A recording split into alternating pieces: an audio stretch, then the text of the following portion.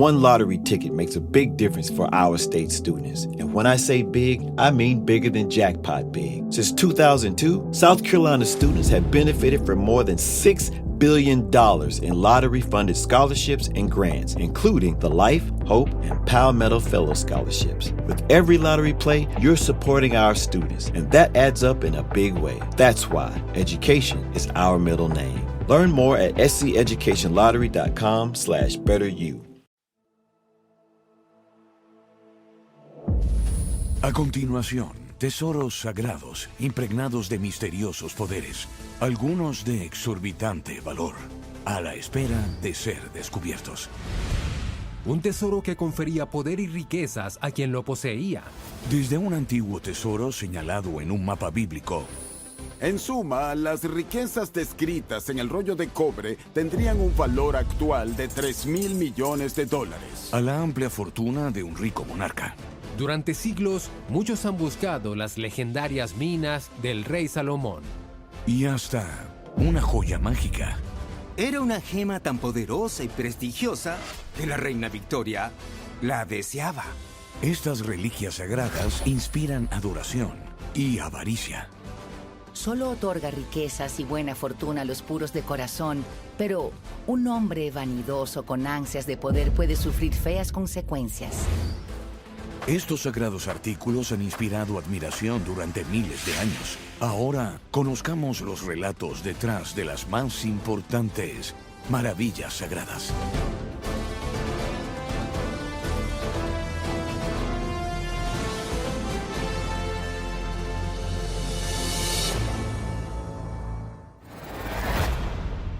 Amán, Jordania. Hay un museo aquí que alberga una misteriosa reliquia. Aunque los expertos en antigüedades la denominan 3Q15, comúnmente se le conoce como el rollo de cobre. El rollo de cobre es uno de los famosos manuscritos del Mar Muerto. Una increíble colección de textos descubierta en Qumran, Israel, cerca de la ciudad cisjordana de Jericó. La mayoría de los rollos del Mar Muerto fueron descubiertos en 1947, uno de los más grandiosos hallazgos arqueológicos jamás hechos. 15.000 fragmentos de textos antiguos que datan de entre el siglo III a.C. al siglo II después de Cristo. Muchos son copias de las escrituras o textos religiosos, incluidos algunos de los manuscritos más antiguos jamás hallados de los libros del Antiguo Testamento o la Biblia hebrea. Pero el rollo de cobre no fue hallado sino hasta marzo de 1952. El arqueólogo francés Henri de Contenceau estaba registrando una cueva que había colapsado parcialmente en busca de más pergaminos del Mar Muerto, pero en cambio se topó con un objeto que parecía estar hecho de un metal muy oxidado. El cobre era muy preciado en el mundo antiguo. El hecho de que aquel manuscrito fuera de cobre significaba que crearlo había sido costoso y por tanto de suma importancia para quien lo hizo. De inmediato los investigadores se muestran ansiosos por averiguar qué dice. Al principio no podía leerse casi nada porque el texto, además de oxidado, estaba enrollado y con ese óxido de siglos de antigüedad todo era muy frágil. Abrirlo podría destruir el objeto. Pero lo que sí lograba leerse en los bordes era prometedor y muy distinto a lo que había en los otros documentos. No eran versos bíblicos. Por el contrario, parecía tratarse del mapa de un tesoro. Se mencionaban cosas como oro y plata, y claro, ahora todos se morían por saber qué decía el rollo, aún más que antes. Se acudió al arqueólogo británico experto en rollos del Mar Muerto, John Marco Allegro, quien sugirió seccionar el manuscrito. En 1955, el gobierno jordano envió el rollo de cobre al Instituto de Ciencia y Tecnología de la Universidad de Manchester para su cuidadosa disección. Allí, el rollo fue laboriosamente dividido en 23 estrechas tiras que, una vez dispuestas por primera vez, permitieron que el texto entero fuera leído. La mera escala del tesoro descrito iba más allá de lo imaginable.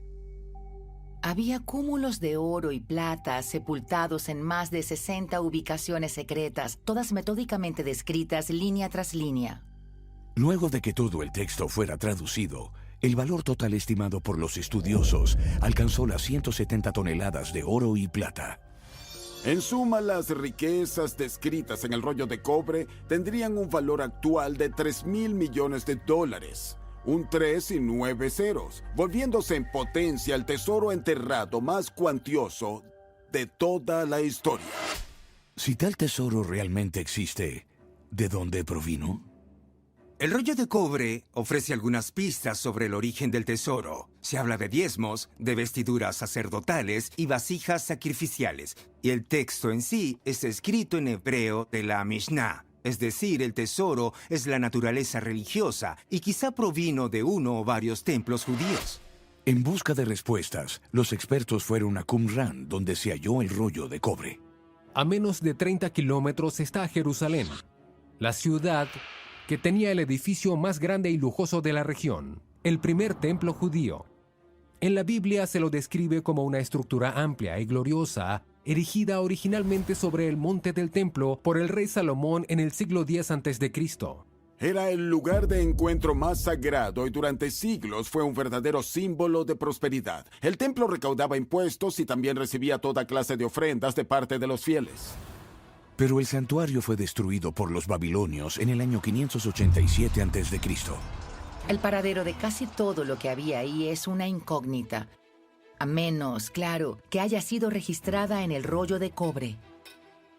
Hay quienes creen que todo lo que era de valor en el templo fue retirado a tiempo y escondido, y que el rollo de cobre se creó para documentar esos escondites de manera que, un día, todo pueda recobrarse para reconstruir el templo. De acuerdo con el libro bíblico de Esdras, cuando el cautiverio de los judíos en Babilonia terminó, estos volvieron a Jerusalén cargados de cuencos con oro y plata, y necesitados de un lugar donde resguardar todo. En el 516 a.C., en el mismo lugar donde se había erigido el primer templo, inició la construcción del segundo templo. Igual que en el recinto anterior, el segundo templo funge de bóveda para enormes cantidades de oro de devotos locales y de peregrinos. Para resguardar tanto ese tesoro como a su pueblo, Herodes fortifica el complejo en el año 37 a.C.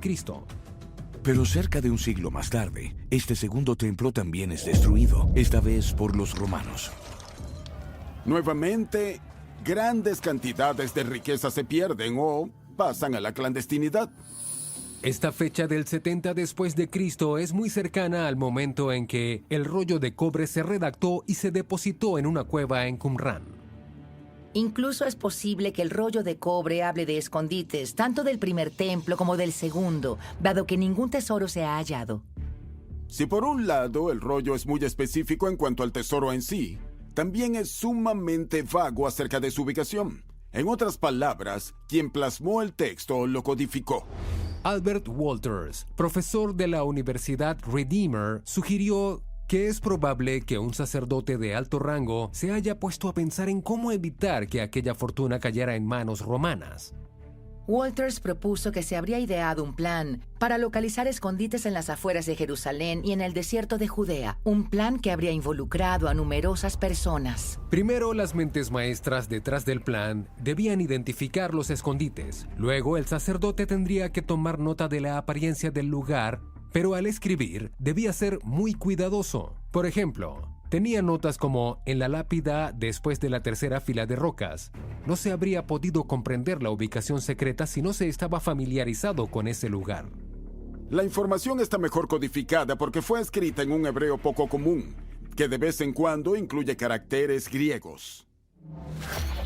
Para asegurar el anonimato de las locaciones, quienes documentaron los escondites contrataron herreros analfabetos para cincelar el instructivo en cobre.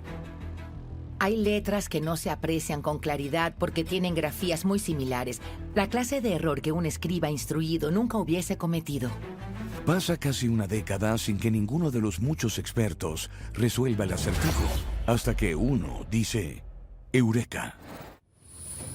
Desde el hallazgo del rollo de cobre en 1952, numerosos eruditos han trabajado sin descanso para descifrarlo.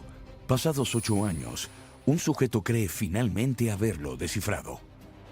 John Marco Allegro, miembro del equipo original de investigación asignado al rollo de cobre, se obsesionó con el tesoro enterrado. Después de estudiar hasta el cansancio tanto el rollo de cobre como todo mapa antiguo de la región al que pudo acceder, Allegro creyó al fin haber descubierto algunas de las ubicaciones contenidas en el texto, así que organiza una expedición para hallar el tesoro. La arqueología bíblica es sumamente difícil. Hallar correspondencias entre lugares antiguos y actuales es un absoluto desafío. Los lugares cambian de nombre, las arenas se mueven, poblados famosos y aldeas reconocidas en el pasado ya ni siquiera existen. En 1960, Allegro llegó a Jordania. Habiendo más de 60 locaciones con tesoros, todos descritos en el rollo, Allegro no podía verificarlas todas. Él se enfocó en 3 lugares principales: la tumba de Sadoc en Jerusalén, Kirvet el Mir en el valle de Acor y Qumran. La expedición inició en la tumba de Sadoc, uno de 3 sepulcros ancestrales que seguían en pie fuera de los muros de Jerusalén. Estaba parcialmente tapiada por tierra y el efecto de la lluvia que baja del Monte de los Olivos. Indica el rollo que parte del tesoro se encuentra bajo un área para sentarse, al borde de un jardín cerca de la tumba. En la investigación, los expertos descubrieron una pared oculta y un canal que podría ser una zanja de irrigación. Se emocionaron al pensar que podrían estar en el jardín mencionado en el documento. Con ánimos renovados, el equipo pasó a buscar el área para sentarse, tratando de identificar una banca o un nicho, pero no encuentran nada parecido. Tras varias semanas sin suerte, Allegro se trasladó a otro potencial escondite, Kirvet el Mirt. Mirt era una antigua fortaleza en el desierto de Judea que se cree fue erigida por Juan Hircano en los siglos I o II antes de Cristo y luego reconstruida por el rey Herodes después del año 37 antes de Cristo. Hay 2 pistas principales que llevaron a Allegro al lugar. Una estaba en la primera línea del rollo de cobre, donde dice que reposa la fortaleza que está en la cuenca, o Valle de Acor, 40 codos bajo los escalones que conducen a Oriente. Sin duda era una fortaleza en un valle, y la época en que se construyó coincidía. 2 semanas de excavación más tarde, el equipo desentierra una escalera que conduce hacia debajo de la roca, con rumbo oeste. Era más bien un antiguo pozo. Usando una cuerda, uno de los miembros del equipo descendió y aplicó un detector de metales a las paredes del pozo, pero no halló señal alguna de un tesoro. Lo que sí descubrieron fue que el lugar había sido saqueado por vándalos. Había pilares de mármol esparcidos por todas partes y el suelo de mosaico había sido destruido. Al final, así se hallaron cosas asombrosas: alfarería romana, cisternas, pasadizos, pero nada de oro, nada de plata. La excavación final de Allegro fue en la zona en la que se halló el rollo, Qumran. En este lugar supo de una leyenda que se remontaba al año 1900. En ese año, una escuela convento cercana lleva a las niñas de excursión. Una niña descendió por el monumento y regresó con su delantal repleto de monedas de oro. En la zona donde se supone ocurrió el relato de la niña, excavaron una antigua cisterna y, en una locación vecina, hallaron una cueva sellada, al parecer desde hacía mucho tiempo, algo así como 2000 años, dentro de la cual había restos humanos. Ambos fueron descubrimientos arqueológicos valiosos, pero ninguno era una montaña de oro. No es de sorprender que John Allegro no fuera el único cazador de tesoros paleando arena en el desierto. En 1977, Wendell Jones, un pastor bautista de Texas y arqueólogo aficionado, se mudó con su familia a Israel y comenzó a buscar los tesoros del rollo de cobre. Tras 20 años de búsqueda, Jones consiguió evidencia de que podía estar avanzando por buen camino. Y este es uno de los muros bilaterales. Jones y su equipo desenterraron un pequeño jarrón del primer siglo, envuelto en hojas de palma, que se cree que se usaba para ungir sacerdotes y reyes en la antigua Jerusalén. Luego, en 1992, Jones encontró alrededor de 300 kilos de un polvo rojizo especial dentro de una cueva. mandó analizar el material y descubrió que el polvillo contenía ingredientes de incienso que se usaban en rituales dentro del segundo templo, por lo que el hallazgo tenía más de 2000 años de antigüedad. Esos dos descubrimientos demostraron algo increíble. Objetos provenientes del templo hallaron la forma de llegar a Qumran, y una vez allí, fueron ocultos para su resguardo, así que quizá parte del tesoro también estaba allí. Por infortunio, Jones nunca consiguió el tesoro principal. Al día de hoy, nadie ha descubierto el tesoro del rollo de cobre. Quizás siga oculto por ahí. A pesar de que los tesoros en el rollo de cobre tienen más de 2000 años, solo sabemos de ellos desde 1952. Ninguna búsqueda ha sido muy exhaustiva. Hay cantidad de lugares que aún no han sido excavados. Está la sensación de que alguien podría hacer un nuevo hallazgo pronto. Es un misterio ancestral, pero a la vez nuevo. El rollo de cobre ha ilusionado a cazadores de tesoros desde su descubrimiento en 1952, pero hay otra famosa fortuna sagrada codiciada desde hace mucho más tiempo. Más de 2000 años, de hecho. Perteneció a uno de los gobernantes más reconocidos de la Biblia, el rey Salomón de la antigua Israel. Salomón fue el hijo de David, aquel legendario rey que, en su juventud, según la Biblia, mató al gigante Goliat. La mayoría de los historiadores creen que en realidad existió cerca del 970 a.C. Se le conoce por muchas razones en la Biblia, incluidas sus escrituras y su sabiduría, y se asume que gobernó un reino unificado de Israel y Judá, que abarcaba el territorio desde el río Éufrates al norte hasta Egipto al sur. También es un hombre muy rico. De acuerdo a la Biblia, en el primer libro de los Reyes, Salomón es descrito como el rey más acaudalado. Y cito, sobrepasó en riquezas y sabiduría a todos los reyes de la tierra. Como todo hombre de dinero, Salomón tenía hermosas posesiones, sobre las que los textos bíblicos hablan en detalle. Todas sus copas y utensilios eran de oro macizo. Nada era de plata, porque era un metal considerado como sin valor en tiempos de Salomón. Era dueño del equivalente en esa época a una flotilla de autos de lujo, 1.400 carruajes y 12.000 caballos. Tenía barcos, un palacio y numerosos proyectos de construcción, el más famoso de los cuales fue el deslumbrante primer templo. Pero, ¿de dónde procedía tanto dinero? En tiempos del rey Salomón no había cajones con lingotes de oro en circulación. Quien tenía mucho oro tenía que haberlo obtenido por sí mismo mediante operaciones de minería a gran escala. Con esto en mente, durante siglos, muchos han buscado las legendarias minas del rey Salomón. Si bien la Biblia no indica dónde se ubicaban las minas, sí que nos ofrece un importante detalle. En el primer libro de Reyes dice, en un solo año llevaban a Salomón 666 talentos de oro. Eso equivale a más o menos 25 toneladas de oro que pasaron a manos de Salomón durante cada uno de sus 40 años de reinado. Estamos hablando de 1000 toneladas de oro, unos 65,000 millones de dólares hoy en día. Pero toda búsqueda en la zona del reino de Salomón ha terminado en nada. Conocemos la región, conocemos su geología. Si Salomón tenía acceso a una mina repleta de oro, tiene que haber estado más allá de sus fronteras. Hay un relato en las antiguas escrituras que podría hacer una pista. En el primer libro de Reyes, Salomón formó una alianza con Hirán, el rey de la ciudad fenicia de Tiro, y cito, tenía en el mar, junto con la flota de Hirán, navíos para las expediciones lejanas. Los fenicios fueron los grandes marineros del mundo antiguo. Ocupaban la costa mediterránea justo al norte de la Israel actual, en lo que hoy en día es el Líbano. Sus flotas se juntaron en el Mediterráneo. Se cuenta que cada 3 años volvía la flota de ultramar, trayendo oro, plata, marfil, monos y pavos reales. Entonces, ¿de dónde venía tal cargamento? Según este pasaje, Hirán envió a sus servidores que conocían bien el mar hasta Ofir, donde consiguieron 420 talentos de oro que llevaron al rey Salomón. Por desgracia, la ubicación exacta de Ofir se perdió en el tiempo.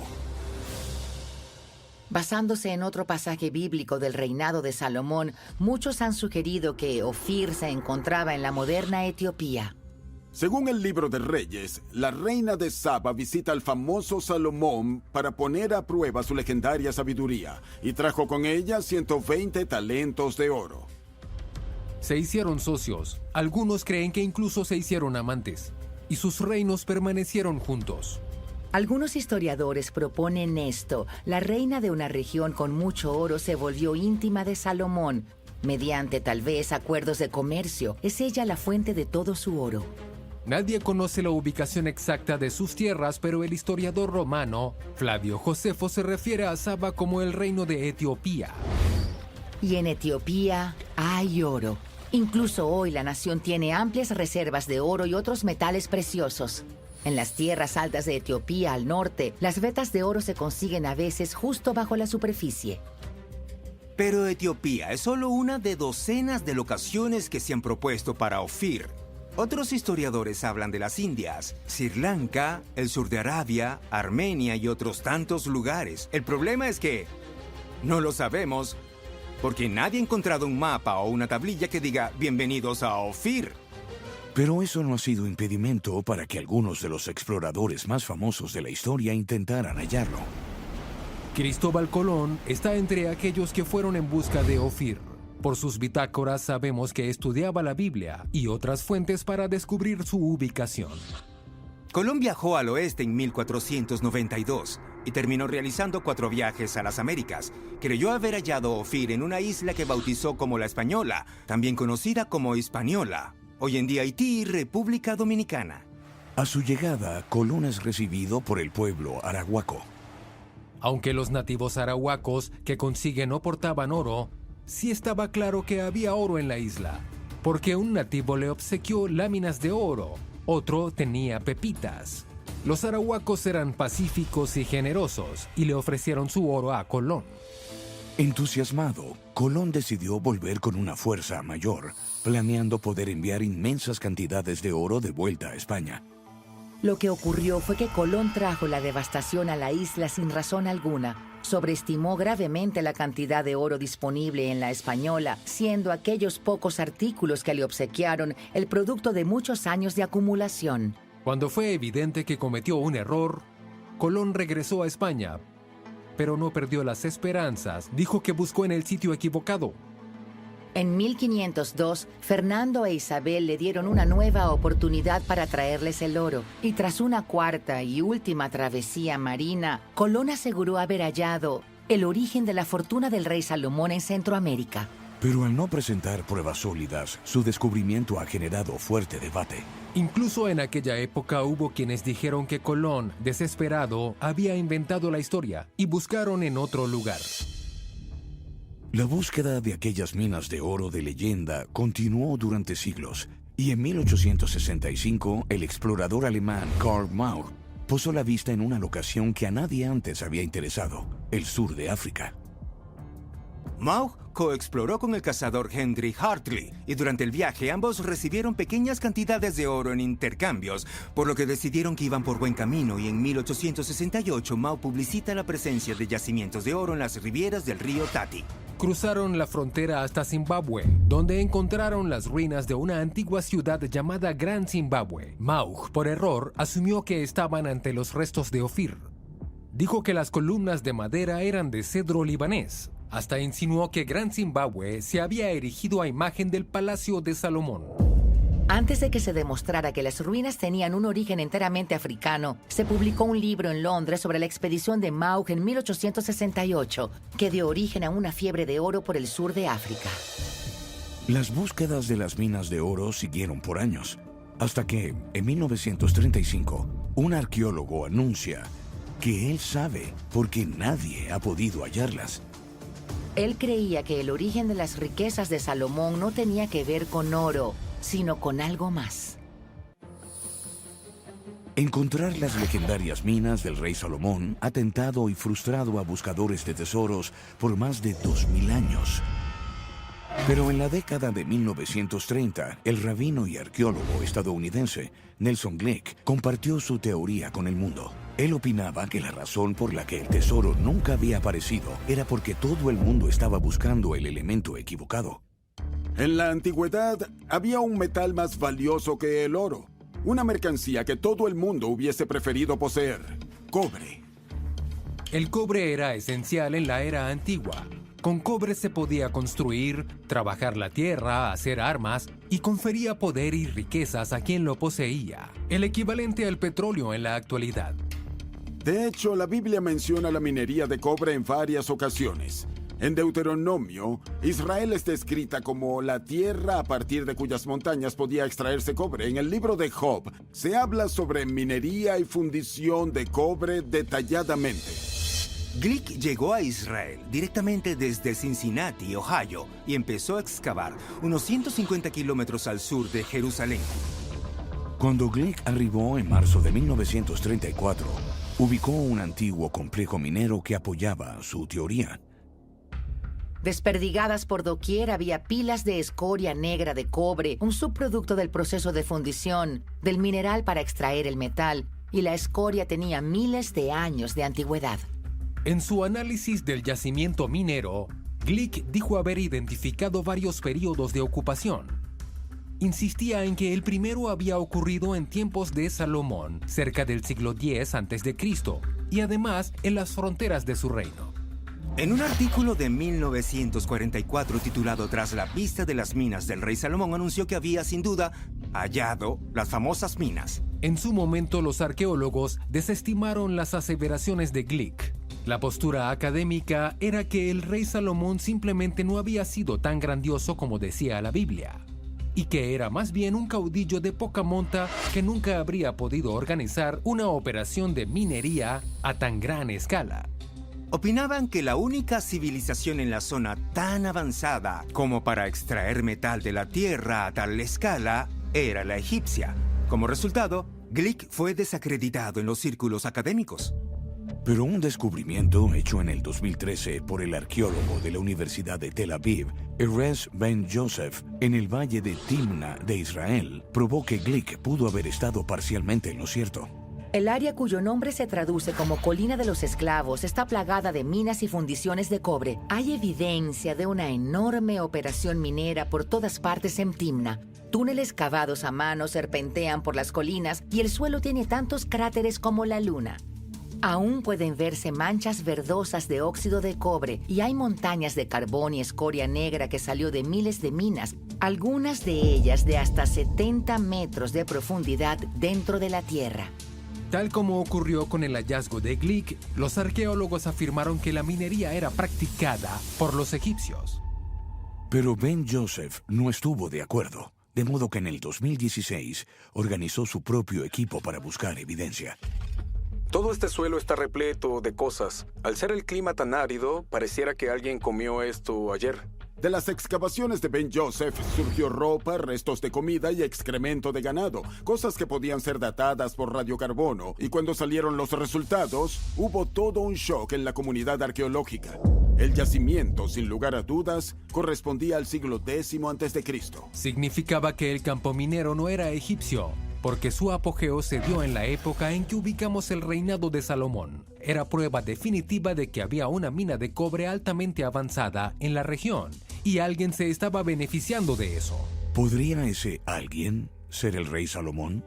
Las minas pueden haber sido de Salomón, o quizá las operaba un reino nómada vecino, el de los edomitas. Edom era una antigua nación fronteriza con Israel en lo que hoy en día es el suroeste de Jordania, entre el Golfo de Ágaba y el Mar Muerto. Los edomitas y los israelitas compartían cierto linaje, pero a pesar de ello a menudo había conflicto entre ambas facciones. Pero aún si aquellas minas pertenecieran a Edom, es posible que Salomón se beneficiara de ello. De acuerdo con la Biblia, el rey David, padre de Salomón, conquistó a los edomitas y levantó guarniciones por todo su territorio. Tal vez la razón por la que David ubicó guarniciones en una zona desértica tan remota era tasar la lucrativa producción de cobre. Y uno de los proyectos de construcción de Salomón podría servir de prueba adicional. El primer libro de Reyes dice que Salomón hizo levantar un puerto cerca de la actual ciudad de Elat, dentro del territorio edomita. Según el segundo libro de Crónicas, ya contaba con el pueblo en Jope. ¿Por qué habría de requerir otro tan al sur, además más grande que el primero? Quizá para transportar todo ese valioso cobre que se extraía de las minas. Eso explicaría los absurdos ingresos en oro del rey Salomón. Teniendo toneladas de cobre y un puerto lleno de barcos, el oro del mundo entero estaba a su alcance. Por un lado salía el cobre, por el otro entraba el oro. Por eso los libros de historia hablan del hombre más rico del mundo. Ya fuera apócrifo o real, el magnetismo de tanta riqueza seguramente iba a inspirar a generaciones futuras de cazadores de tesoros con cada nuevo hallazgo del que surgiera algo sorprendente sobre nuestro pasado. La Biblia no es el único libro sagrado en el que se habla de riqueza sin comparación. Hay 2 libros hindúes que narran la historia de fortunas increíbles creadas por una joya mágica. No había que extraer ni vender nada. La magia lo creaba, oro a partir de nada, con una reliquia conocida como la joya Siamantaka.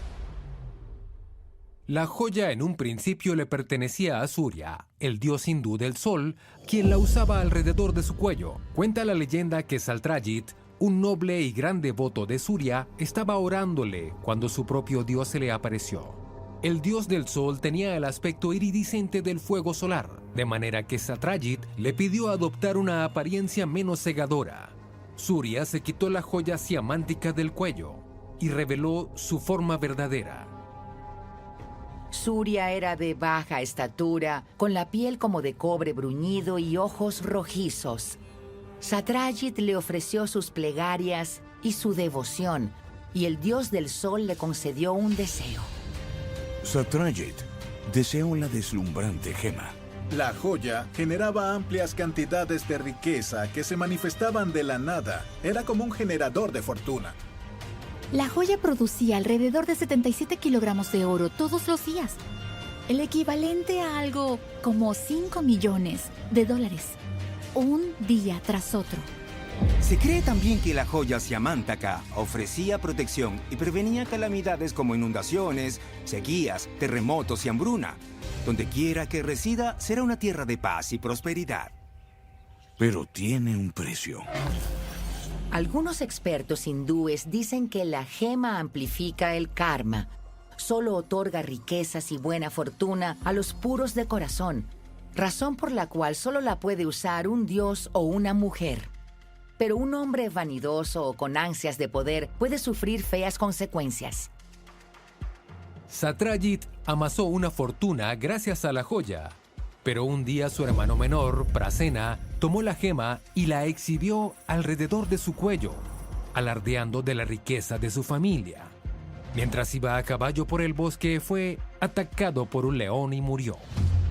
Esa puede ser la primera fatalidad de manos de la joya, pero no sería la última. Eventualmente, la gema volvió a manos de Satrajit. Sin embargo, Satrajit se había vuelto el blanco de quienes ahora codiciaban la piedra y sus propiedades, y terminó siendo atacado por 3 malévolos ladrones que lo asesinaron y tomaron la joya para sí. Muchos textos hindúes, incluido el Mahabharata, describen una seguidilla de poseedores de la joya después de Satrajit.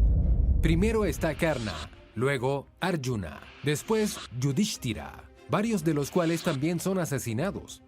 Todos estos hombres son descritos como personajes míticos.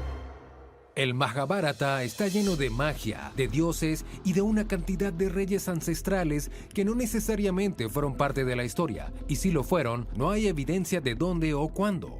Hasta que llegamos al sobrino nieto de Yudhishthira, quien según el Mahabharata hereda el reino tras la muerte de su tío abuelo junto con la joya de Siamantaka. Su nombre era Pariksit. Pariksit fue una persona real que vivió por el siglo IX a.C. Fue ubicado en esa era por el historiador indio James Ray Chaudhry. Ahora se tenía un rey histórico real que se dice heredó la fantástica joya Siamantaka. Tristemente para muchos, el rey Pariksit también fue víctima del lado oscuro de los poderes de la piedra. Fue un gobernante arrogante y deseoso de poder. Se cuenta que tuvo el atrevimiento de irrespetar a un sabio llamado Shamika, arrojándole una serpiente mientras este hombre estaba meditando. demostrando que no era puro de corazón, e invocó la maldición de la gema.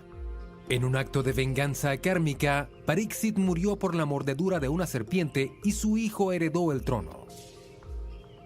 De allí en adelante, la joya es bastante fácil de rastrear. Cambió de manos, de un rey a otro, algunos derrocados, otros asesinados. Periódicamente no hay mención de la gema por varias generaciones, pero siempre vuelve a aparecer en las familias reales de la India. Una de las historias más interesantes es la del rey Poros. Se dice que poseía la joya cuando, en el 326 a.C., su ejército se enfrentó a Alejandro Magno. Poros fue derrotado, pero Alejandro lo volvió gobernador del territorio que ya regentaba y hasta le otorgó más tierras. A ver, creo que no muchos terminaron más ricos tras perder una batalla contra Alejandro Magno. Quizá la leyenda de la piedra tenga algo de cierta. En algún punto, Poros fue asesinado por uno de los generales de Alejandro. Alguien que codiciaba la joya Siamantaka. Y eso es todo. La joya simplemente desapareció. No hay registro que indique qué ocurrió con ella después, o al menos no por 2300 años. Cuentan las leyendas hindúes que una fuente de infinita riqueza conocida como la joya Siamantaka pasó de un gobernante indio al siguiente durante miles de años. Tras los rumores de que estuvo en manos del rey Poros en el siglo IV a.C., no se consiguen más menciones de un dueño en particular de la joya Siamantaka. Eso hasta que, en el 2009, un par de investigadores anunciaron haberla redescubierto, oculta a plena luz del día. Lionel y Patricia Fansorp publicaron un libro sobre secretos de tesoros ocultos del mundo en el que dijeron que la joya Siamantaka sí sobrevivió hasta la modernidad. Ellos propusieron que la razón por la que todo el mundo pensó que se había perdido en el tiempo, en realidad era porque simplemente había cambiado de nombre. En su opinión, la joya Siamantaka no era otra cosa que el diamante Koh-i-Noor. El Koh-i-Noor es uno de los diamantes más grandes conocidos. Su nombre significa montaña de luz en persa y pesa unos asombrosos 105.6 quilates. Los Fansorp aseguraron haber descubierto registros sánscritos que indican la presencia del Koh-i-Noor de hace 5000 años, cuando era Siamantaka, y hay serios paralelismos en sus historias. Al igual que la Siamantaka, el Koh-i-Noor ha proporcionado riquezas increíbles a sus portadores. El diamante Koh-i-Noor apareció por primera vez durante el reinado del emperador mogol Shah Jahan, un personaje mejor conocido como el constructor del Taj Mahal. También era dueño de un hermoso trono creado a su medida llamado el Trono del Pavo Real y diseñado a semejanza de un pavo real con sus plumas desplegadas, y en su cúspide reposaba el diamante Koh-i-Noor. Se dice que el costo del trono fue casi 4 veces más que el Taj Mahal. Alguna vez se dijo que Shah Jahan fue el hombre más acaudalado del mundo mientras gobernó, al frente de un imperio que generaba 220 millones de rupias al año. No hay manera cierta de convertir ese número en dinero actual, pero era una suma abismal para la época. Adicionalmente a su maravilloso trono y a sus lujosos palacios, tenía joyas por un monto de 50 millones de rupias. Pero como la Siamantaka, el Koh-i-Noor también tenía una maldición.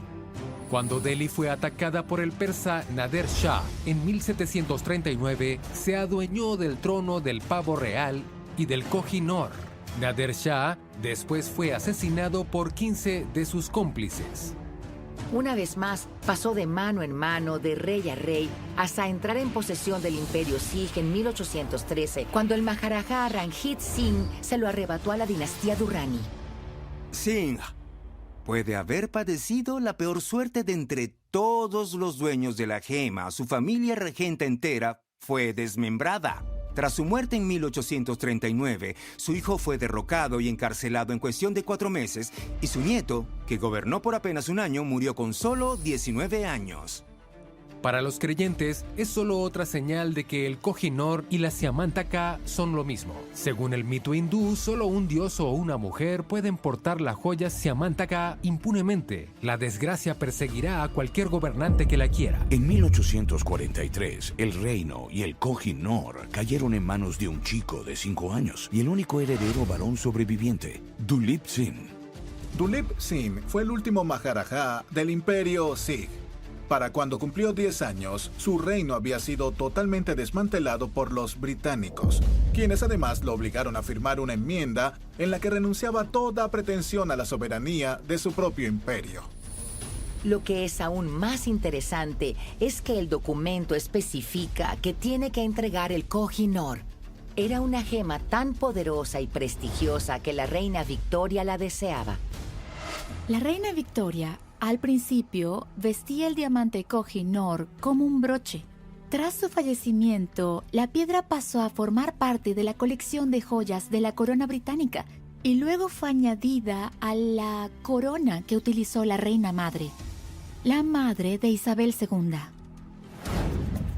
Hasta el día de hoy, solo se permite a miembros femeninos de la familia real portar el diamante. Pareciera haber una conexión con la superstición de que la joya Siamantaka solo la puede lucir sin riesgo una mujer. Fue específicamente dejada de lado durante la reciente coronación del rey Carlos III. Por ejemplo, aún queda por ver quién será el próximo en vestir la piedra.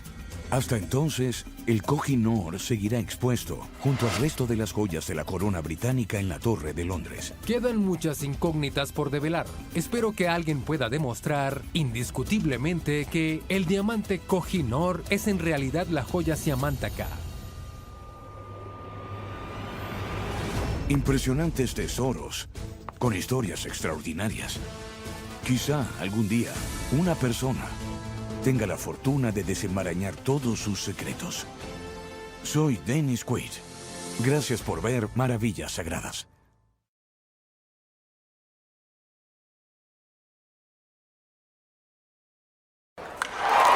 Breaking news from the stadium tonight as an anonymous fan foot the bill for 55,000 hot dogs, bringing that sweet tubed meat to everyone in attendance. Free dogs! Yeah! 55,000 hot dogs? What does that even cost? While the identity of this Frankfurter philanthropist remains anonymous, their all-beefy generosity will go down in history. The new Mega Millions. More to win means more to give. How you spend it is up to you.